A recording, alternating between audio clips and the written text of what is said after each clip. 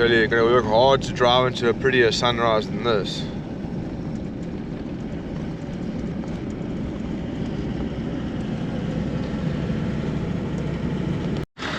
So this is Baviaanskloof Pass,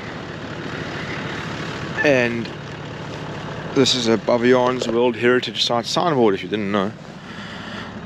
Not that you can't read anything there. It's a bit weather beaten. I think we have come in somewhere. Yeah, that's where we came in. Yeah, so we're gonna go up there. That's the idea. We would love time to explore, but we don't have time at the moment. It is about being able to come here, say, right, we've been here, we've seen it, now we need to come back and enjoy it.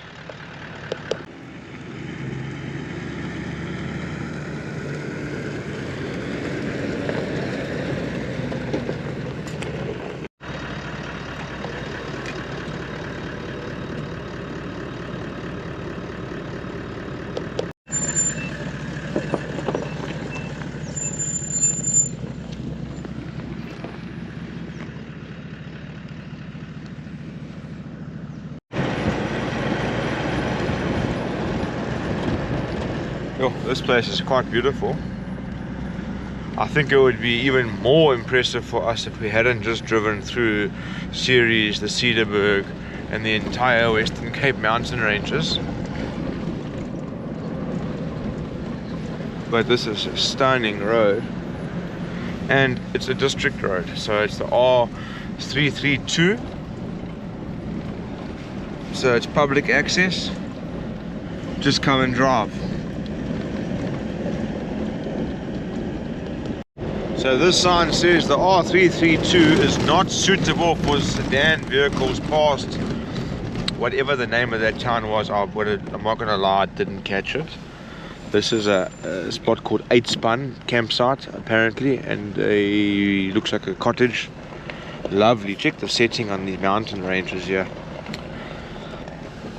Here comes somebody else in their truck.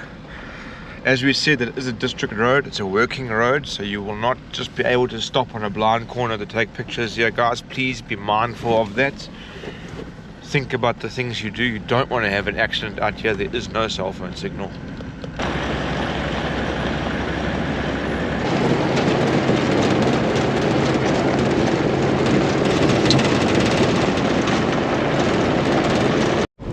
So down there is another spot called Ronde Klippies. I assume it's alternative accommodation that can be booked. There comes the sun.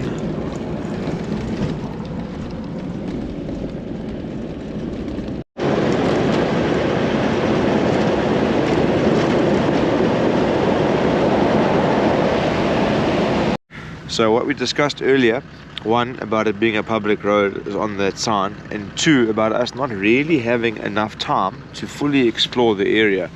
For example, this is a 20-kilometer drive through with 22 different roadside attractions. The Baviaanskloof Image Tour, which is up that way. We don't have the time really to, we probably could, but yeah, next time we come down we will investigate exploring Baviaanskloof. For today we're just passing through. So we're having a laugh now because there's a slim chance that Baviaanskloof Image Tour is what is the road we've just driven, and we have no idea because we don't have a map, you see. So we don't really know what we're doing besides being able to say, right, the R332 is that way, and that's where we're driving. You drive that road? I don't know what, that road doesn't seem to be anything. That seems to be a mountain bike trail. It's a sunset 4x4 trail. Or it's sunrise now.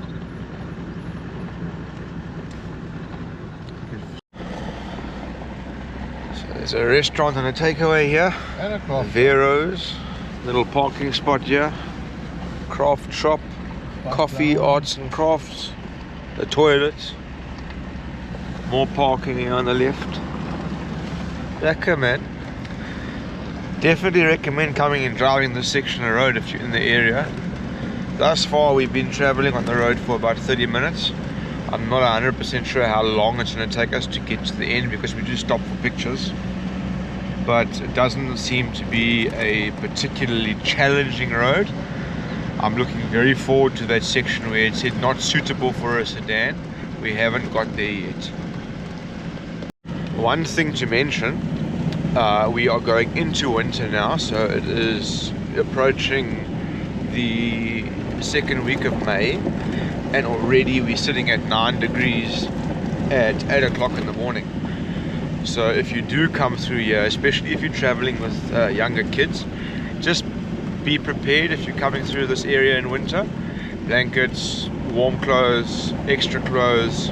You never know what can happen. You get 2 punctures on your car and you have to spend the day here while somebody walks to the local farm, one of the local farms, which there are many, to request some assistance. Just rather plan ahead and pack some extra warm stuff.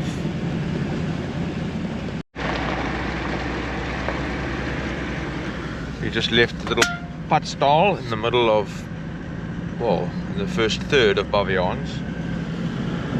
Just check out the scenery and the rock formations here. I can't stop marveling at how beautiful it is.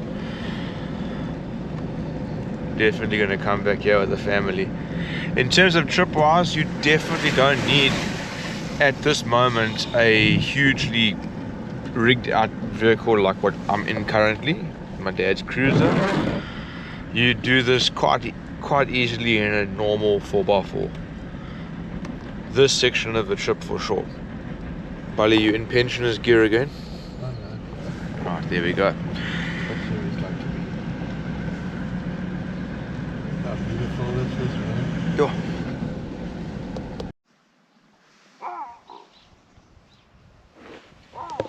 I don't know if you can hear.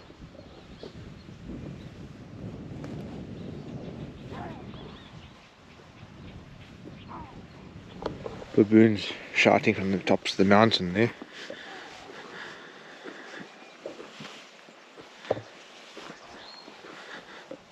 Such an awesome road, because you can stop, pull off to the side and explore and look around,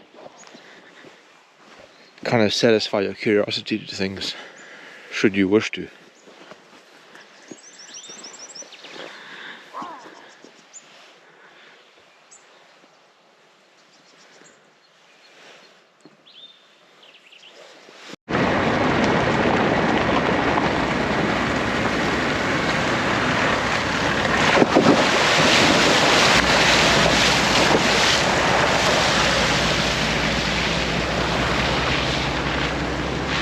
That we're making now is there's a lot of privately owned farms and privately run camping sites here, but there's no picnic spots. Buck. Bushbuck. Bushbuck. There it goes. There you go. There's no picnic spots that we've encountered thus far. There's a putt stall which we stopped at, but I'm not sure how they'd feel about us stopping there and making our own food and doing our own thing there. When they're trying to, you know, get their business to survive.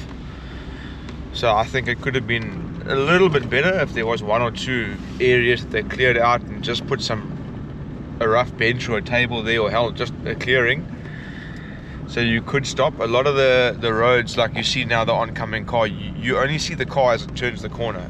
You couldn't stop and have a picnic here. There's not enough space. Let's say hello to our friends Donkey 1, 2 and 3. What's up, my bro? Oh, don't be scared, Shane, man. You're just catching some rays in the sunshine. Yeah, wake up, bro.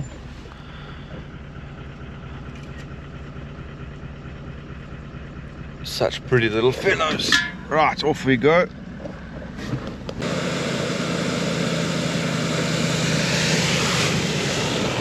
I was interested, about 2 kilometers before the police station here in Baviaanskloof, you will pick up decent MTN signal. So should you get stuck or you find yourself unable to continue your trip due to mechanical failures, if you walk towards the police station, I mean, you can't get lost, you literally follow the road. You will get signal if you have MTN, and you'll be able to call for help. Some random information for you. Other than that, the entire point from the time we entered the trail up to that spot, we had no comms whatsoever. So this is the western gate of the Baviaanskloof Nature Reserve. I am assuming we are halfway up. There we go, halfway through. You are here. So we need to move from here to Potensi, and then we're out as the Baviaans. We're going to go and investigate now and see what it's going to cost us to enter here. I don't think it'll be for free, considering they've made the effort to put this here, which is cool. Got to support local infrastructure and local community initiatives. That's one of the big reasons that we travel. Tourism is a critical part of many individual economies within certain provinces. So it's 67 Rand per adult to pass through here, and you have to sign a little indemnity form, which we'll do now. Friendly staff.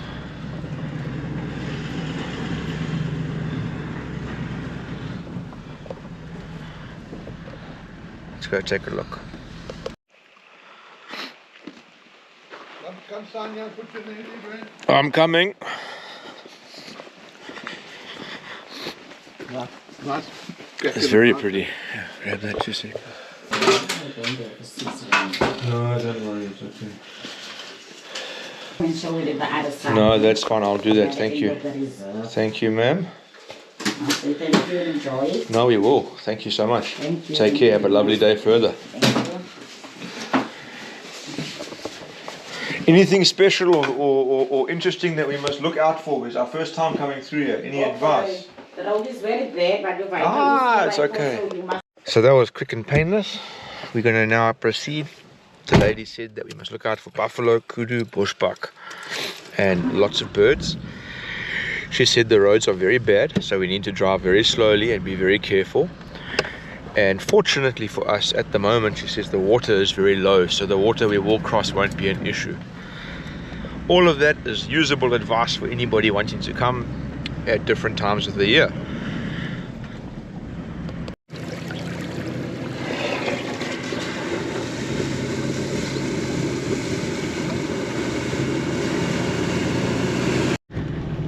So the lady wasn't joking about the road condition.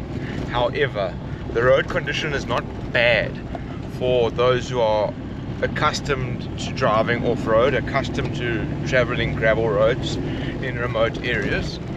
But if you have driven tar road the whole way here and you drove the gravel road coming to that gate, you will definitely notice a difference in the corrugations, the bumps, the overall condition of the road from that gate northwards, so away from the Western Cape.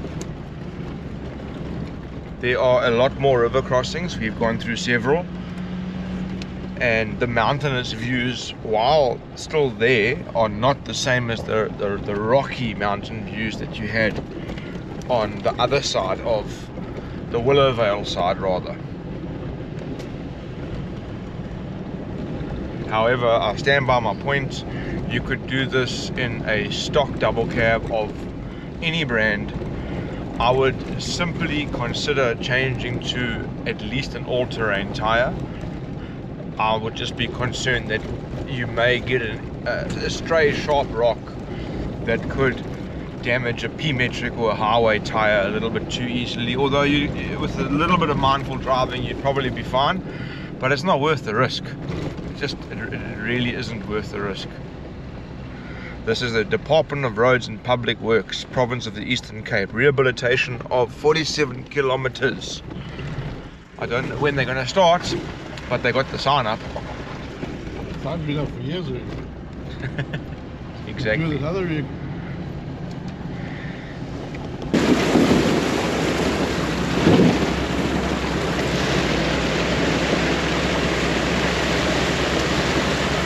One thing we've noticed and learnt over the years is you can always generally tell somebody's level of experience when it comes to off-roading by how they drive through mud and water. The guys who are typically, this is now stereotyping, but typically the new guys, you know, like under 5 years experience, they hit the puddles to try and make that water spray twice as high as the car. They go in the mud, they do all the crazy cool stuff that looks so good on video. And then the guys who've been, you know, like in 7, 8, 9, 10 years plus, they'll go around all of that stuff if they can help it. Because let me tell you, repeatedly doing that significantly increases the amount of maintenance you need to do on your car. Water and silt and dirt gets into your pulleys, your bearings. It shoots up into the engine and starts to go into places where it doesn't belong. Yeah, so it's fun to do, but it costs money.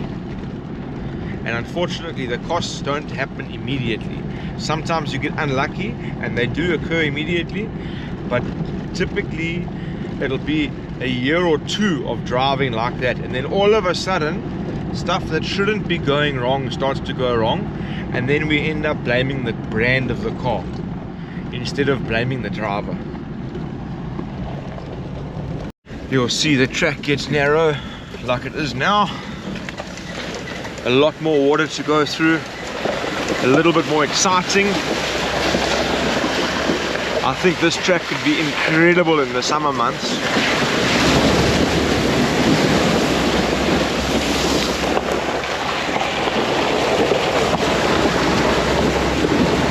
So without a doubt I can see why they say no sedans beyond that gate.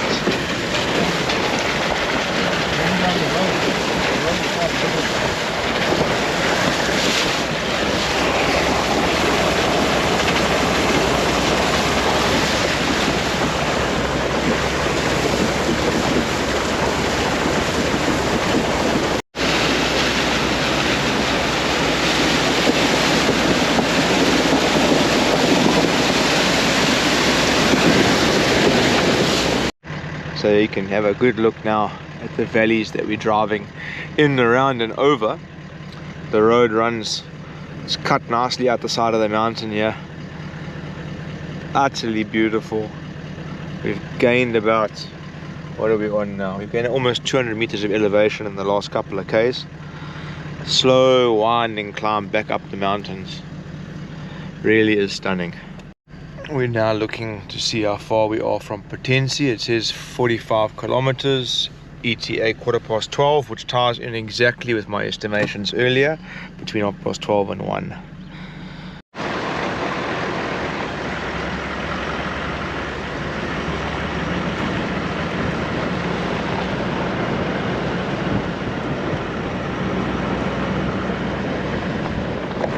So here's something that is controversial at best, and why not bring it up and talk about it. So I'm one of the oaks who used to do this. I used to put all my stickers on signs like this, like that as well, especially location signs. Like if you go up into Namibia and Tropic of Capricorn, you'll see I've got stickers there. I don't do it anymore though. 2 reasons. One, for me, the quality of sticker I use, a sticker of this size is costing me almost 9 rand now. So imagine I do 10 signs and I'm throwing away almost $100. Because realistically guys, whoever left your 5 rand here, I'm going to leave it here for you. But this is what your stickers look like after a bit of time. I mean, what's the point? Like, look at them. This is what they look like. So why even do it? I understand it's a culture thing, like this is leaving your mark from motorcyclists to overlanders. We all do it. I've done it. Whoever, this oak sticker's been peeled off. Shame, man. He's a cool oak. But yeah, guys, do you do this? If you do, why? What do you think about it? I used to. I have done it in the past, but not anymore.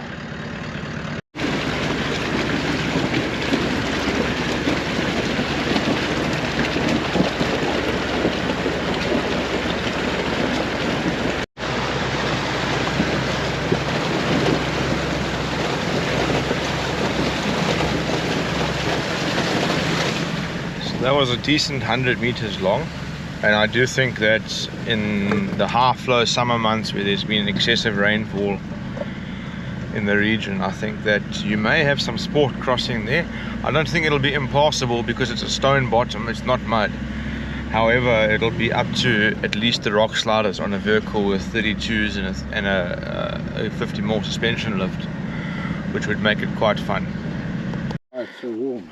So our little contraption here has actually done quite well, considering. Not bad at all. Pali's getting into his afternoon clothes now. Watch your back when you get up. Lucky you've got me here, eh? You wouldn't be here if it wasn't for me. It's also true. Fair comment. Where are you going? Enjoy. Sis, you dirty old man. So there's the road we're going to go on. Into the mountain there. So nice, man. This is incredible.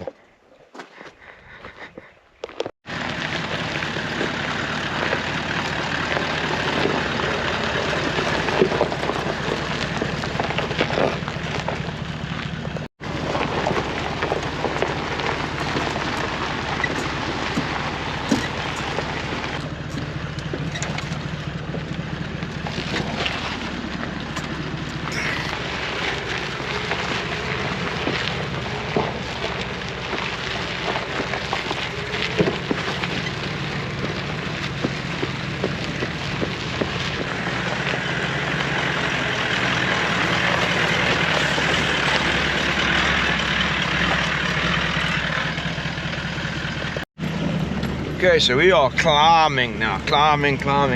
We've come from that road down there in the valley,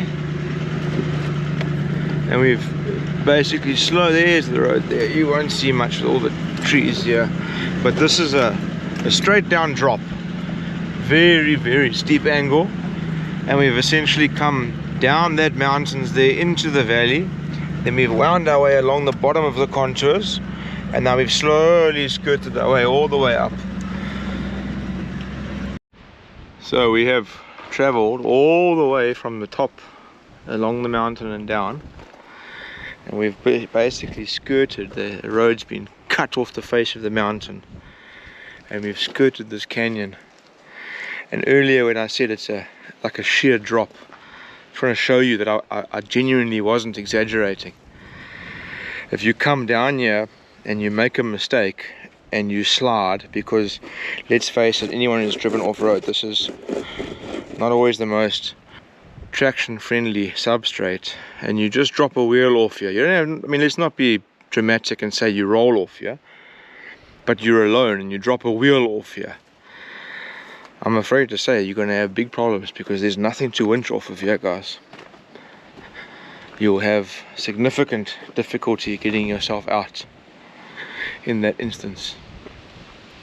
But it's an absolutely stunning drive. Truly, this in my opinion, without joking, is better than Scenic Pass by far, by 10 times better than Scenic Pass. Alrighty, we've just checked out of the Baviaanskloof Nature Reserve, and that is essentially the end of the Baviaanskloof trail for us. Thank you for watching. It was an incredible trail, and again I want to reiterate that in my opinion this is far superior to stuff like Scenic Pass and similar places, not only in beauty and wildness, but in its length and the time it takes and the amount of things that you encounter and see. It really is one of the best passes I've ever driven in my entire life. This was beyond incredible. I highly recommend you guys give it a look if you're ever in the area. Lekker.